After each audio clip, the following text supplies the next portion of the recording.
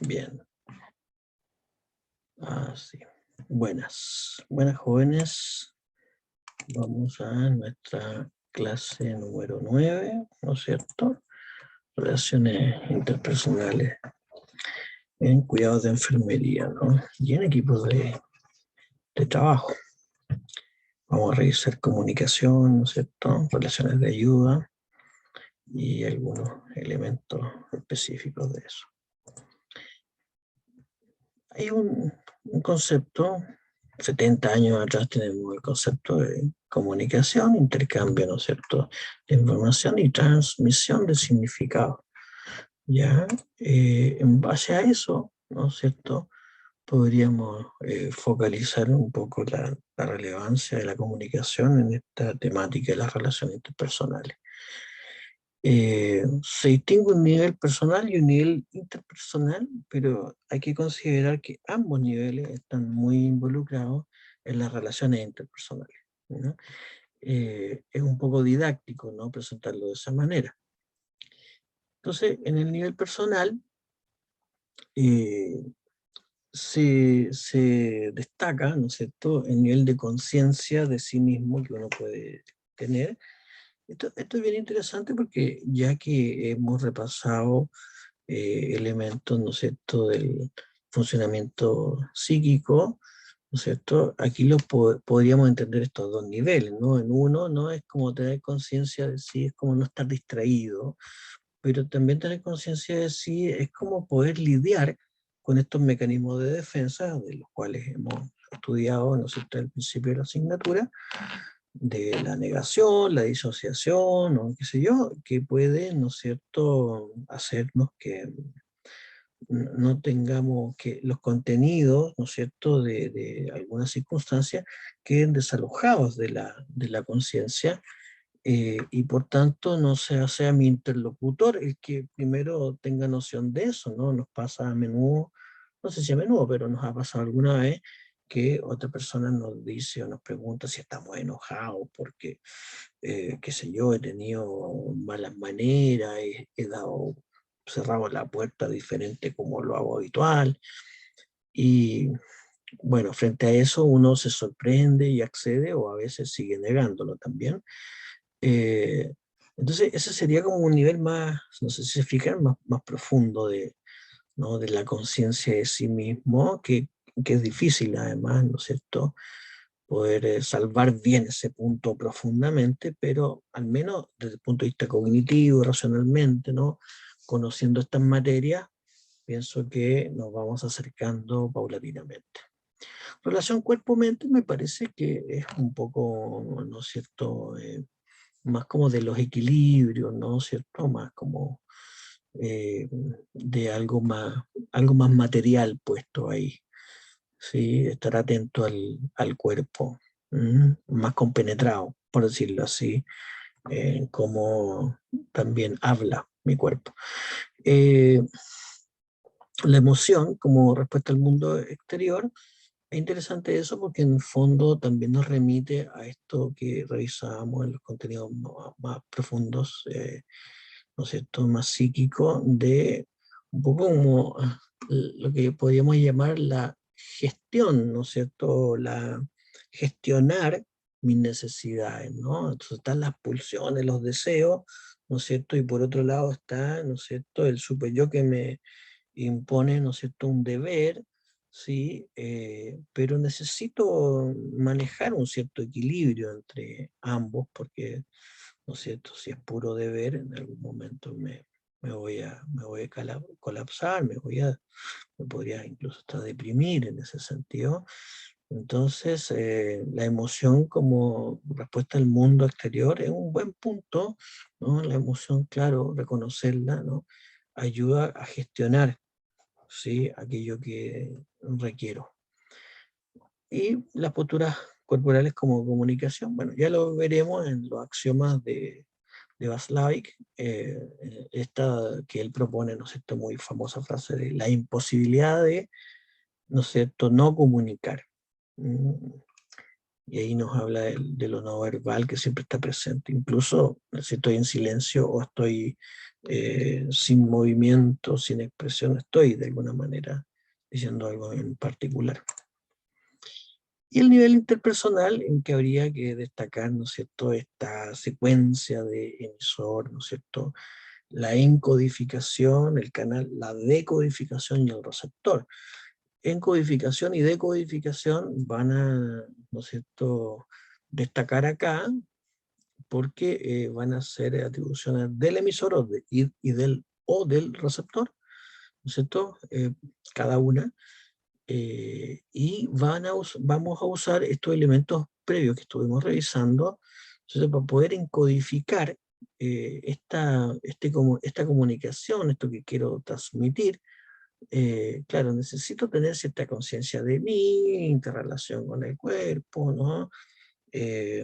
Gestionar, usar, ¿no es cierto?, mi contenido afectivo para ello, y eso va a dar cuenta un poco de la calidad del comunicado que voy a estar haciendo, la conciencia además que tengo de lo que voy a estar comunicando, y entonces el receptor podrá decodificar mejor o peor. Por supuesto que también ahí hay variables del receptor, pero la calidad del mensaje va a ayudar en ese sentido. ¿Mm? Ahora, desde una perspectiva del autocuidado, que vimos la clase anterior, eh, es, ah, perdón. Es sugerible, ¿no es cierto?, eh, estar atentos a los contenidos, esto que estamos haciendo de las habilidades comunicacionales, en el caso, ¿no es cierto?, de un equipo de trabajo, las capacitaciones que se puedan ir realizando al respecto, ¿sí? El trabajo, ¿no?, recuerden, de autocuidado muchas veces tiene que ver con formarse también en relación a estas habilidades, ¿no? Habilidades blandas, que dirían algunos. Y por otro lado, ¿no es cierto?, prevenir el desgaste justamente a través del autocuidado profesional van a ser muy, muy importantes en este punto. Respecto a Václavic, ¿no es cierto?, junto con Beavin y Jackson, en 1972, lanzaron esta teoría de la comunicación pragmática, es decir, basado en el pragma, en la conducta, y determinaron 5 axiomas. Los axiomas son elementos que no necesitan ser demostrados porque se explican por sí mismos. Todo comportamiento, ¿no es cierto?, es comunicación. Ahí está la imposibilidad de no comunicar, ¿no? El silencio, ¿no es cierto?, o la postura, ¿no es cierto?, en donde no trato como de, estoy en una inhibición, o estoy en una, ¿no es cierto?, como una estatua, y aún así estoy comunicando algo, ¿sí? Entonces es algo muy práctico, muy atendible, ¿sí? Muy atendible, sobre todo cuando uno cree que no está comunicando, ¿eh? Sobre todo eh, cuando uno, ¿no es cierto?, cae en estas conflictivas, ¿no?, que tiene que decir algo así como, yo no dije nada, yo no dije nada, yo no dije eso, pero de alguna manera no se entendió así, ¿no? Entonces habría que siempre que darle algo de crédito al que entiende algo de mí. ¿Mm? Eh, es importante considerarlo al menos. Toda comunicación presenta 2 aspectos, ¿no? El contenido y la relación. El contenido es lo que fluye, lo que va, ¿no es cierto?, mensajeado, lo que va dicho, comunicado, y la relación tiene que ver con la relación que el receptor y el emisor podrían tener, ¿sí? Y eso, por supuesto, que va a darle un matiz especial a la comunicación, al contenido, ¿sí? Que es distinto, ¿no?, entre profesional, entre amigos, entre matrimonio, ¿sí? Por eso Václavic distingue eso como punto de análisis frente a una comunicación. Las puntuaciones de secuencia de la comunicación también son muy interesantes a propósito de cuando se generan conflictivas en los equipos de trabajo, ¿no?, en la relación terapeuta-paciente, porque ayuda como a poder hallar, ¿no?, el inicio de una cierta secuencia, ¿sí?, en donde esto tomó otro curso. Es como cuando uno puede decir algo así como, pero hice lo mismo que hago con todos los pacientes, y mira el problema que se generó. Pero habría que ver, ¿no? Habría que ver las condiciones, el receptor, ¿sí? El modo, dónde poder puntuar el inicio de esta secuencia de conflicto, por decirlo así. Y eso sí es posible hacerlo, por eso que hay que tenerlo, ¿no es cierto?, integrado, ¿no?, a la manera de pensar la comunicación, de analizar la comunicación. Diferencia entre el lenguaje, hay diferencia entre el lenguaje digital, que son los signos arbitrarios, el lenguaje, el idioma, por ejemplo, que usamos, y el analógico, que es el del no verbal, ¿no? El analógico no tiene opción de ser, ¿no es cierto?, arbitrario, abstracto, sino que está en sintonía física, material, eh, con, con el contenido de la comunicación. ¿Sí? Todo intercambio de comunicación es simétrico o complementario, ¿no? Aquí en la simetría vamos a destacar, sobre todo en las situaciones de conflicto, aquello que puede ir sucediendo, que es de cuidado, ¿no?, que es esta especie de eh, escalada, ¿no?, escalada de violencia también se le llama en algunas teorías más sistémicas, la escalada de violencia, es decir, eh, que el receptor propone, ¿no es cierto?, una forma, un tono, o sea, que el emisor propone una forma y un tono que el emisor emula, ¿no? Lo responde en similitud, ¿sí? Y en ese sentido puede ser que eso vaya, ¿no es cierto?, estimulando que siga sucediendo eso, tal vez cada vez con más fuerza, por eso se le llama escalada, escalada de violencia también se le llama, de manera de que, y por ahí a más de alguno de nosotros nos ha pasado, de que una discusión, en vez de ir por un cauce que se va solucionando, da la impresión que cada vez está aumentándose más el problema, ¿sí? Entonces es importante tener en consideración esas posibilidades, ¿no?, de la simetría. Ahora, la simetría también puede ser favorable, ¿no? Es decir, en donde yo propongo, ¿no es cierto?, una comunicación con acogida, con amabilidad, y recibo de vuelta algo similar, ¿no? También es importante considerarlo. Y lo complementario es como que hay una reacción, y la reacción del receptor es como lo que invoca el emisor, ¿sí? Si invoco, no sé, dominación, y el receptor aparece, ¿no es cierto?, como dominado, por decirlo así, eso es complementario. Ahora, respecto a las funciones, podríamos, ¿no es cierto?, describir la comunicación eh, como expresivas y utilitarias, ¿no es cierto? Las expresivas sería todo lo que es muy común de nuestro cotidiano, con nuestras personas cercanas, saludamos, ¿no es cierto?, nos felicitamos, nos desahogamos, qué sé yo, expresamos sentimientos. Y lo utilitario podría ser, ¿no es cierto?, con un tono informativo o con un tono persuasivo, ¿no? Informativo, ¿no?, que da y recibe comunicación, ¿sí? Y persuasivo es que estimula a algo, ¿no?, pretende algo, gestiona algo.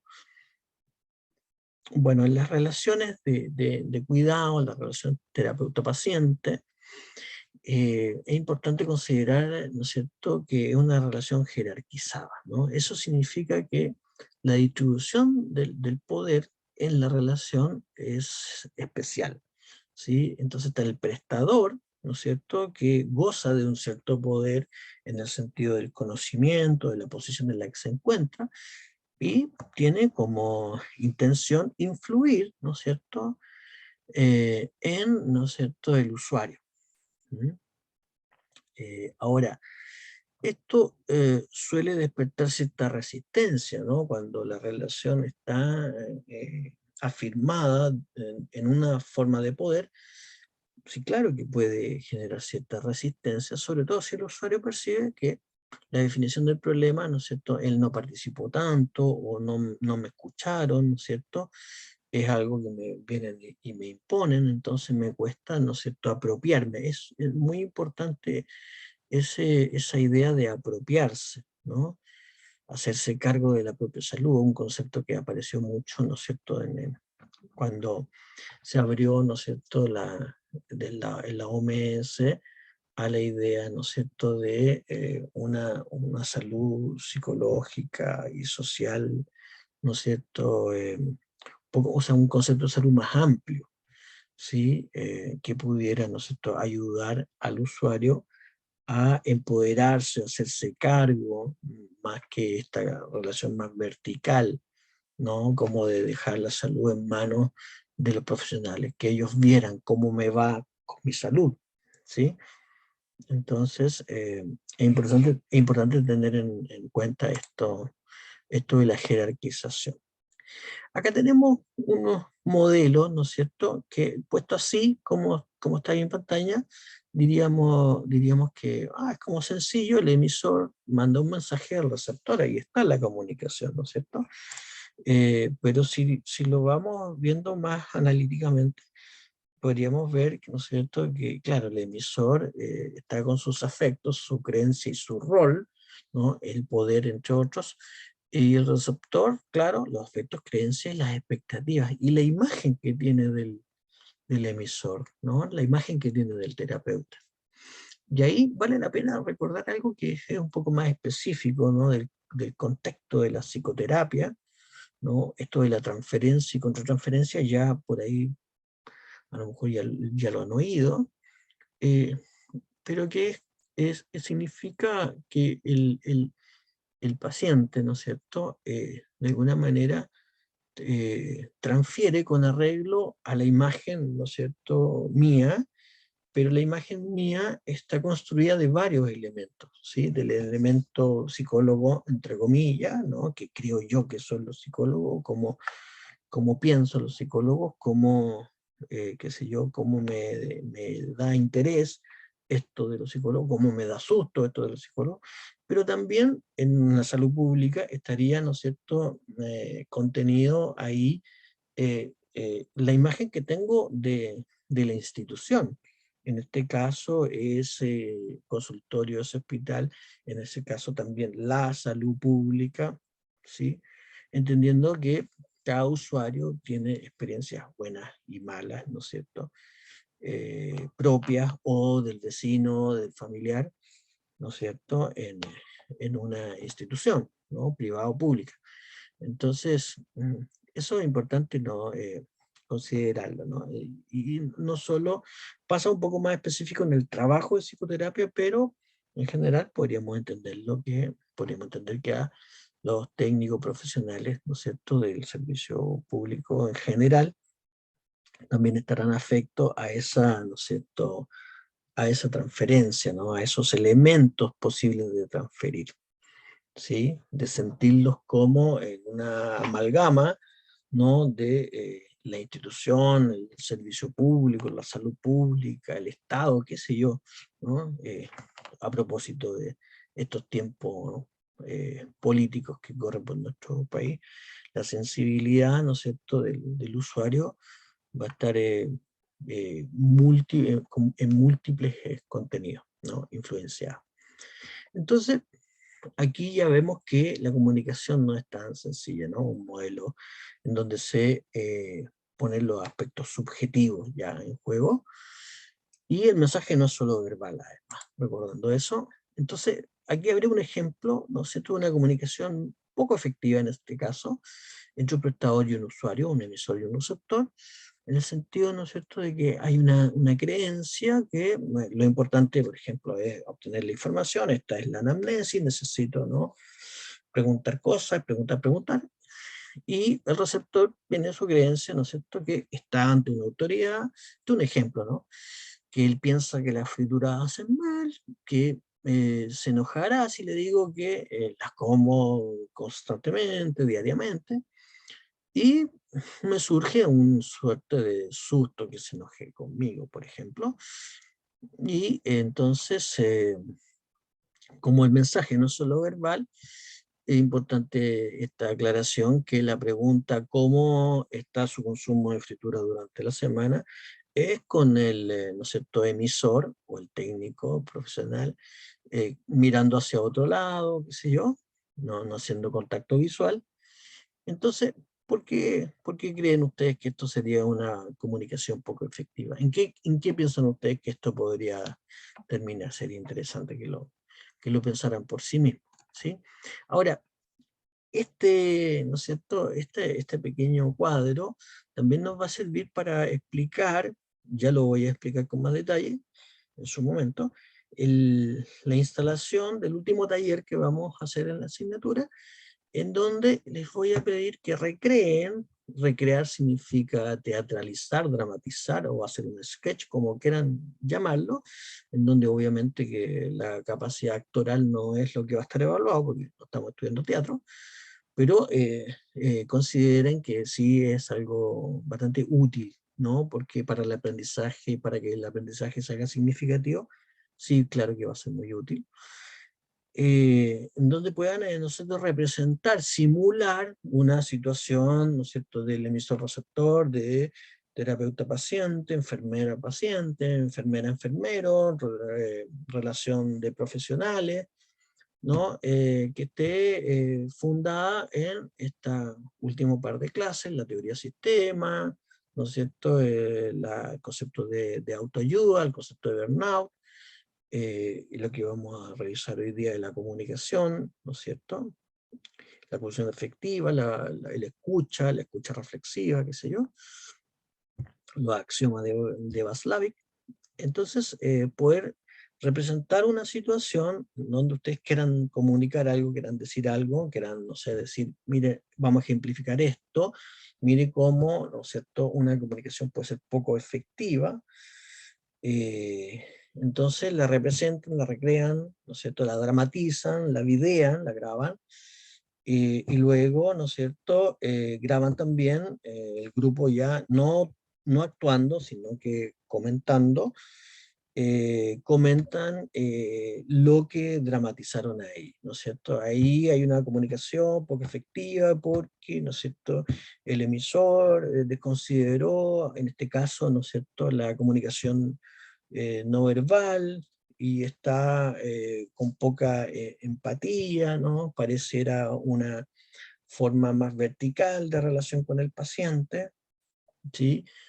Y el paciente, lejos de sentirse aquí, ¿no es cierto?, acogido, comprendido, que le ayuden a revisar, a tomar conciencia de su problema, porque claramente su problema es que come mucha fritura y qué sé yo, podríamos pensarlo así, no solo termina teniendo susto de decir lo que realmente le pasa en su cotidiano, y no sé qué se le ocurre a usted, pero aquí una de las ideas que podría ocurrir es que termina mintiendo.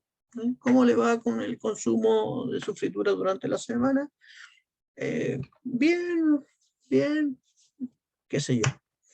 Poca, ¿no? Comemos más verdura en la casa, qué sé yo, se acabó. Entonces, bueno, el taller más o menos va a ser eso. Luego ya lo explicó un poco más detallado, ¿sí? Pero es importante tener en consideración las últimas dos clases, dramatizar una situación de salud, de atención de salud, de consultorio, de hospital, de equipo de trabajo, de fatiga, de burnout, de lo que ustedes quieran, y luego explicarlo. Aquí lo que hicimos con el grupo fue esto, lo que estaba bien fue esto, lo que estaba mal, digamos, de la evolución fue esto otro, eh, eso, ¿m? Para que pueda hacer una comunicación ahí, un aprendizaje significativo. Seguimos. En la relación de ayuda, ¿no es cierto?, el prestador debe utilizar un tipo de comunicación que se centre en la necesidad del usuario, ¿ya? Entonces, tiene que estar interesado en fomentar el desarrollo, la madurez, ¿no es cierto?, el bienestar, que funcione bien, ¿no es cierto?, su vida en cuanto a lo físico en este caso. Y para eso tiene que creer.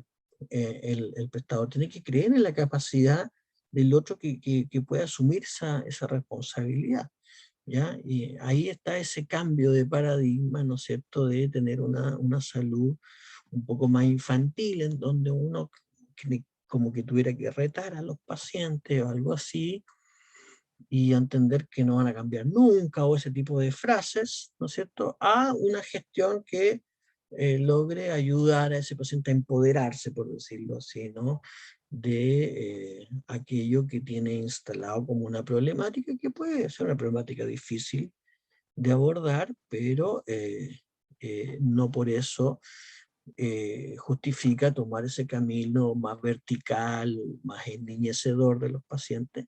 Y en ese sentido, esta relación de ayuda que estamos describiendo aquí sería más positiva cuando voy por este camino, ¿no es cierto?, de preocuparme por esas necesidades, ¿no es cierto?, interesarme por fomentar eso y creer que sí podría lograrlo, ¿no?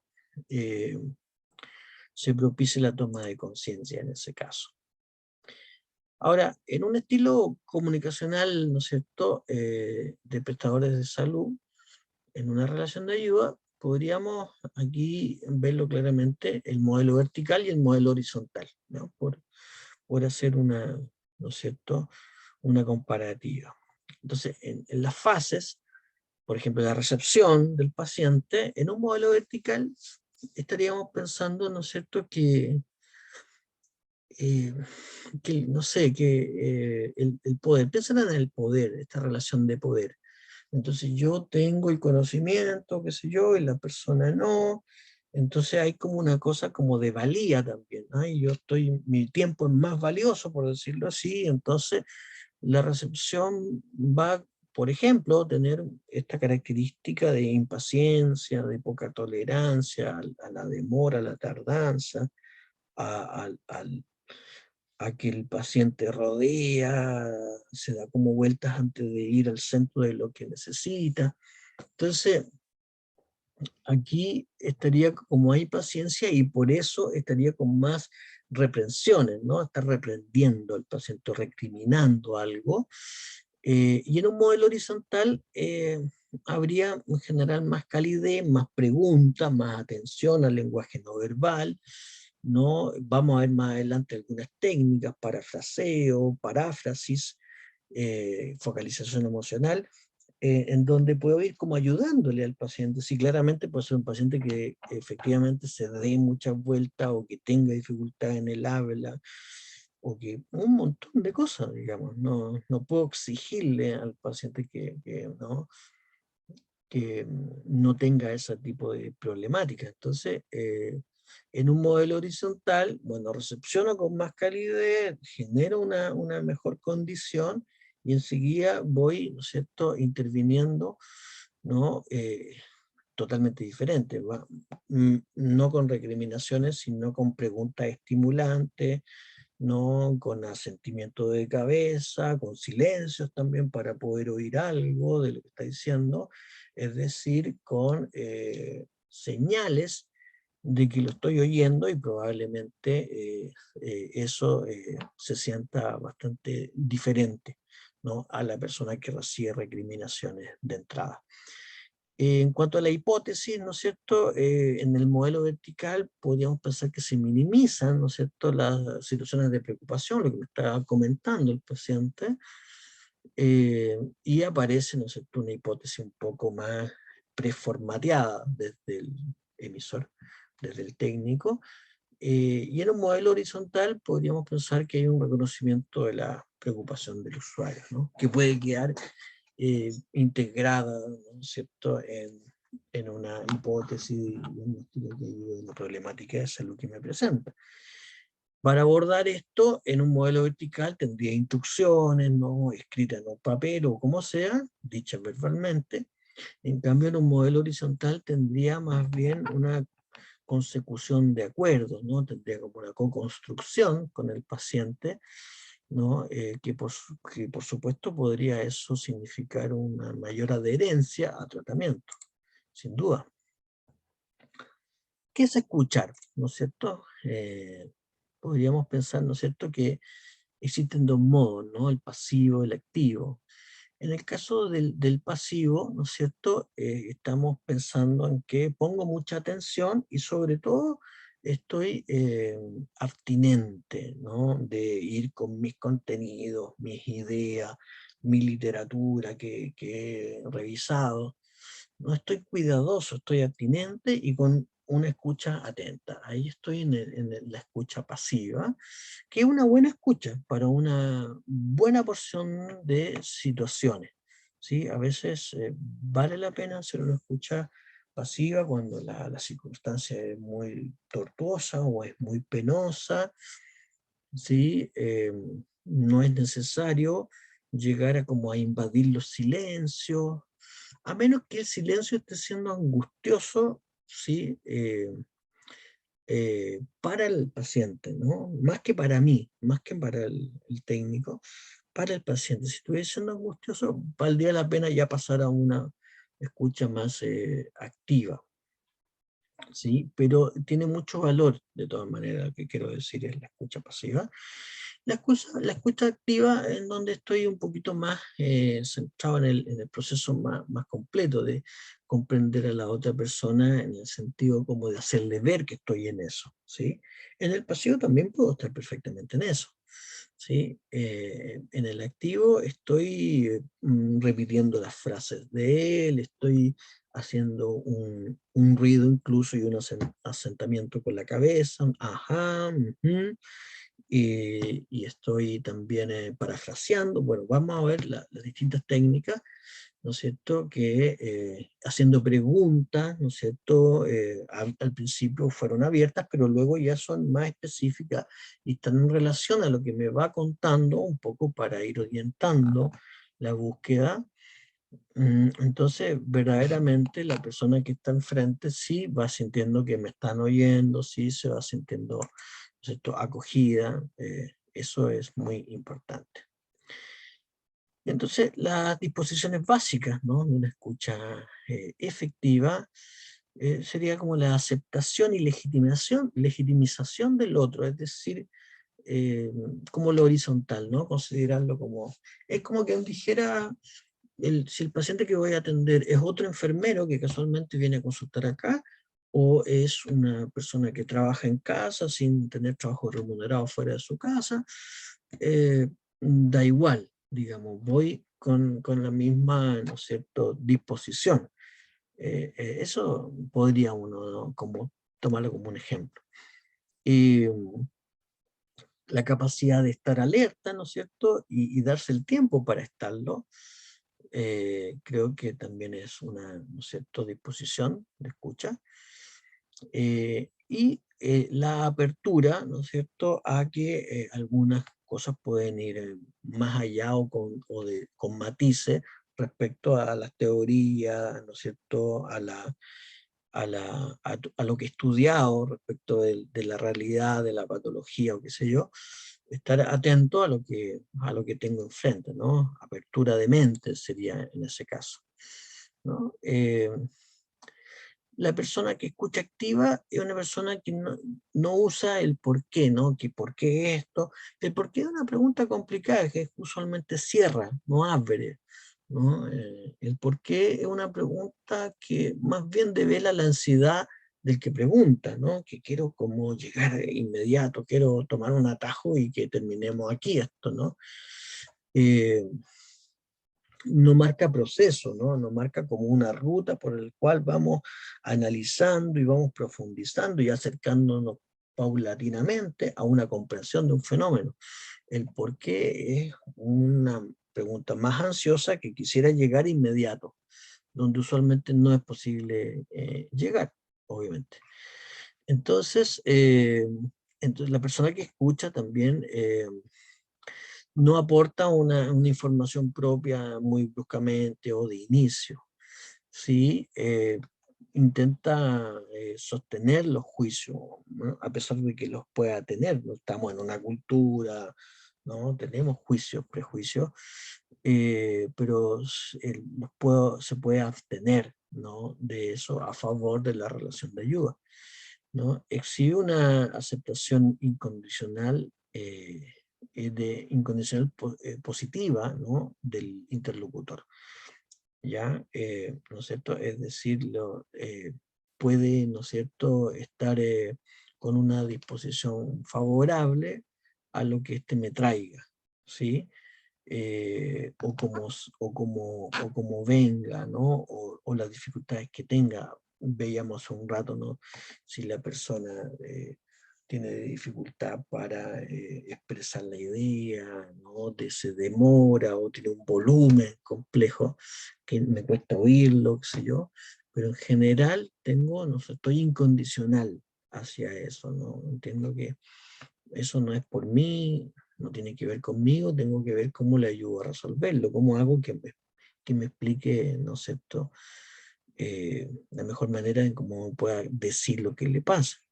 Entonces, capta todas las señales, ¿no es cierto?, significativas, es decir, está atento a lo analógico y lo digital, ¿no?, en ese caso, ¿no?, en las palabras en los conceptos de Baslay.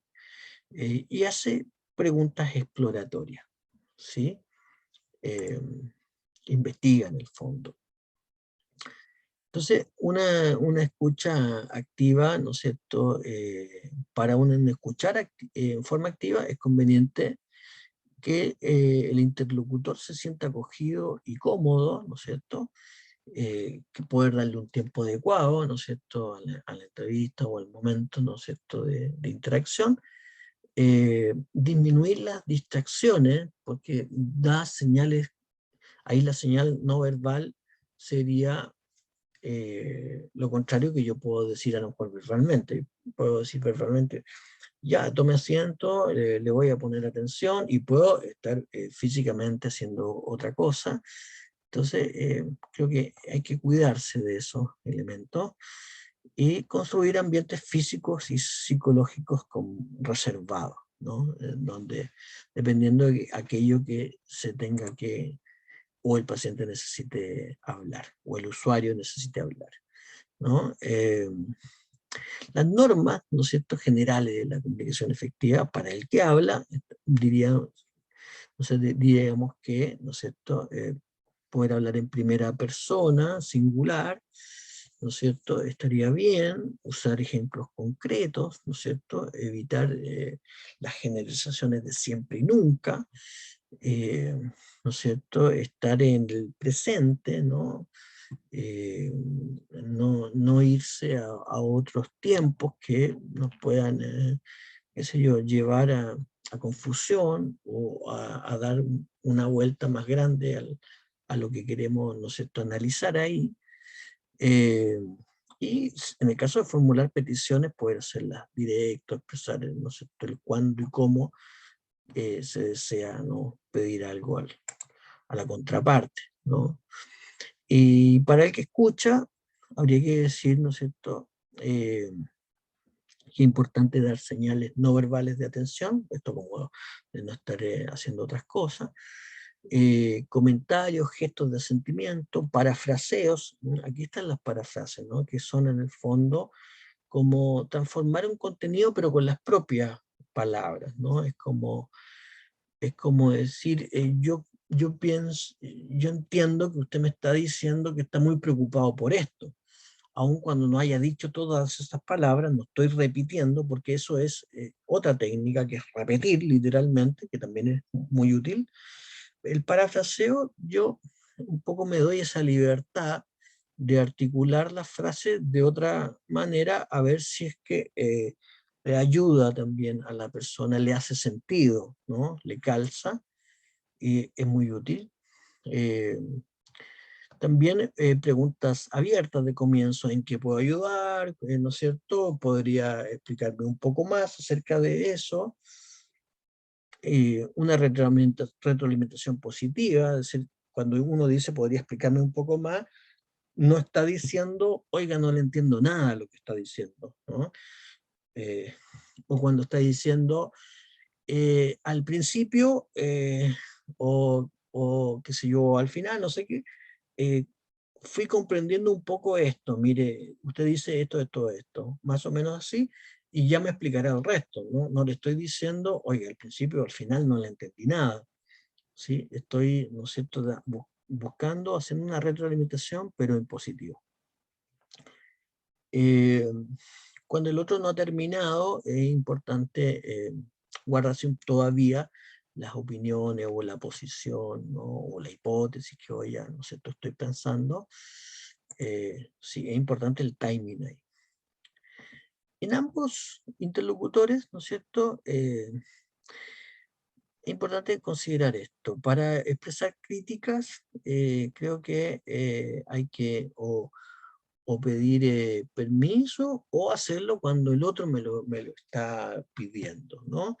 Y en esos casos es importante que sean constructivas y puedan ensamblarse inmediatamente con las sugerencias, ¿no? Los sarcasmos, usualmente en este tipo de relación de ayuda, podrían no ser ni necesarias ni muy útiles, excepto en algún caso en donde el paciente no sea recién ahí conocido, sea un poco más, le puede pasar ya cuando tienen mucho tiempo en los lugares, ¿no? Que conocen bastante más a uno que otro paciente. Podría ser, pero en principio no es algo, ¿no?, que sea tan útil a este tipo, ¿no es cierto?, de comunicación efectiva. El tono suele ser bueno que sea relajado, aun cuando aquello que estamos revisando es de cierta tensión. La asertividad también es otro elemento de una buena comunicación.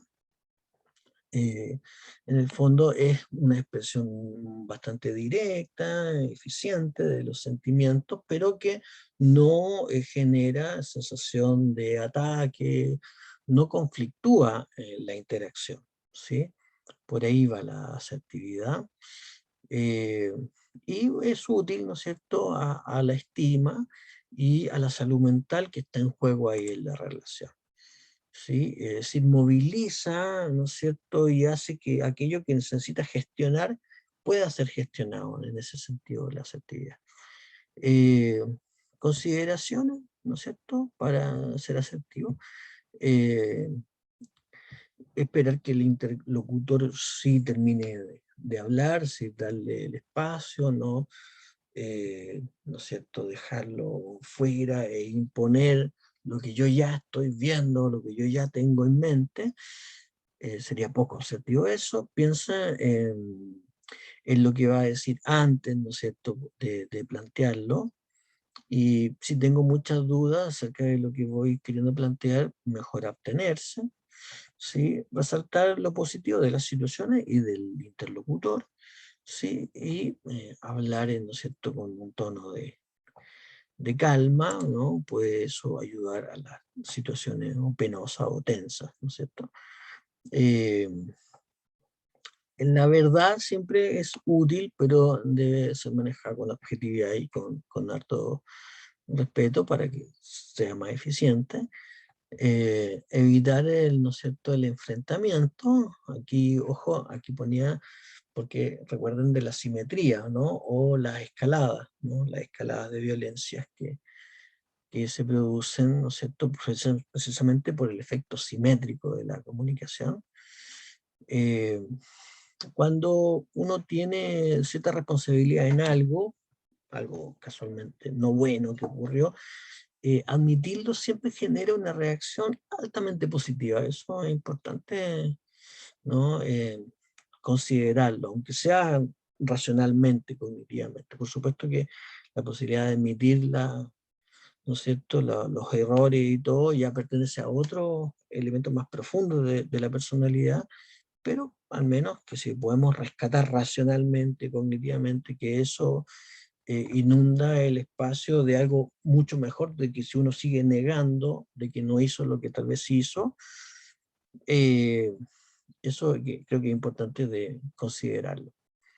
Evitar un poco como que el enojo se ponga en juego en la comunicación, porque bien podría yo estar disgustado si eso tiene algo como natural, ¿sí? Pero si yo no tomo distancia de mi propio enojo en el sentido de que me doy cuenta y lo puedo obtener, lo puedo reservar, ¿no? Para ver qué más hago con esta situación.